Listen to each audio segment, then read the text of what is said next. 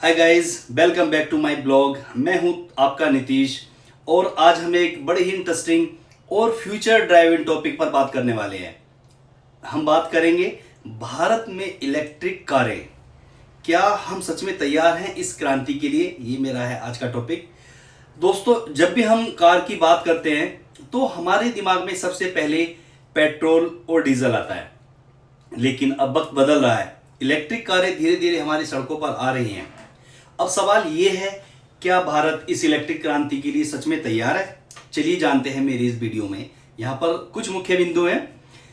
भारत में ईवी की बढ़ती लोकप्रियता। पिछले कुछ सालों में भारत में इलेक्ट्रिक व्हीकल्स यानी ईवीज की जबरदस्त बढ़ोतरी हुई है। सिर्फ वित्त वर्ष 2025 में 20 लाख से ज्यादा नई इलेक्ट्रिक गाड़ियां बिक चुकी हैं। आज भारत में ईवी रजिस्ट्रेशन 64 लाख से भी ज्यादा हो चुका है। यहाँ सबसे बड़ा हिस्सा 2 पहिया और 3 पहिया वाहन का है। भारत सरकार ईवी को बढ़ावा देने के लिए लगातार कदम उठा रही है। कुछ स्कीमें सब्सिडी देती हैं। पीएलआई स्कीम से बैटरी और ईवी मैन्युफैक्चरिंग को बढ़ावा मिल रहा है। इंपोर्ट ड्यूटी भी घटाई जा रही है, जो ग्लोबल कंपनियां भारत में आके निवेश करती हैं। पब्लिक ट्रांसपोर्ट में भी बदलाव हो रहा है। पीएम ई बस सेवा योजना के तहत लगभग 38,000 इलेक्ट्रिक बसें सड़कों पर उतारी जाएंगी। महाराष्ट्र जैसे राज्यों ने तो ईवी के लिए टोल भी फ्री कर दिया है। इसका मतलब है सरकार पूरे देश को ईवी फ्रेंडली बनाना चाहती है और उस दिशा में कदम उठा रही है। अब बात करते हैं इंडस्ट्री और निवेश की। भारत में ऑटोमोबाइल कंपनियां पीछे नहीं है। टाटा और महिंद्रा इलेक्ट्रिक कारों में सबसे आगे हैं, जिसमें कि बजाज ऑटो जो है वो इलेक्ट्रिक स्कूटर्स पर ज्यादा फोकस कर रही है। और एक विदेशी कंपनी विनफास्ट करके है, तमिलनाडु में एक बहुत बड़ा प्लांट बना रही है, जहां हर साल 1.5 लाख गाड़ियां बनेंगी। यानी आने वाला समय अब ईवी का विकल्प है, और भी आसान और सस्ता होने वाला है। अभी भी बाकी चुनौतियां हैं, लेकिन दोस्तों हर क्रांति के साथ चुनौतियां भी आती हैं। ईवीज के लिए भारत में बड़ी चुनौतियां हैं। महंगी कीमतें।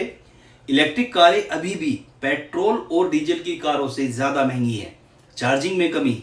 शहरों में चार्जिंग स्टेशन की संख्या बहुत कम है, लेकिन ईवीज कार ज्यादा हैं।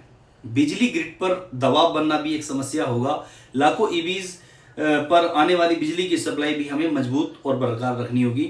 राज्यों में असमानता भी है कि कुछ राज्य ईवी को अपना रहे हैं और कुछ अभी भी पीछे हैं। तो निष्कर्ष क्या है? क्या हम तैयार हैं? तो भारत क्या इलेक्ट्रिक क्रांति के लिए तैयार है? निष्कर्ष क्या है? क्या हम तैयार हैं? तो क्या भारत इलेक्ट्रिक क्रांति के लिए तैयार है? सच्चाई ये है, हम तैयार हो रहे हैं, लेकिन अभी पूरी तरह से नहीं। हाँ, ईवी की बिक्री में तेजी हुई है। सरकार सपोर्ट भी कर रही है, कंपनियां निवेश कर रही हैं, इंफ्रास्ट्रक्चर भी बढ़ रहा है, लेकिन कुछ जो चुनौतियां हैं वो हमें हल करनी होगी, उन्हें दूर करना होगा। अगर ये सब बाधाएं पार हो जाती हैं तो आने वाला दशक भारत में ईवी दशक साबित होगा। इलेक्ट्रिक कारें सिर्फ गाड़ी ही नहीं है, ये साफ हवा, कम प्रदूषण और बेहतर भविष्य की निशानी है। भारत में इस सफर की शुरुआत हो चुकी है। अब देखना है हम कितनी तेजी से मंजिल तक पहुंचते हैं। तो दोस्तों, आप बताइए, क्या भारत 2030 तक ईवी की दुनिया का लीडर बन पाएगा? अपने विचार कमेंट में जरूर लिखें। और हाँ, वीडियो अगर पसंद आई हो तो मेरी वीडियो को लाइक करें और मेरे चैनल को सब्सक्राइब करें।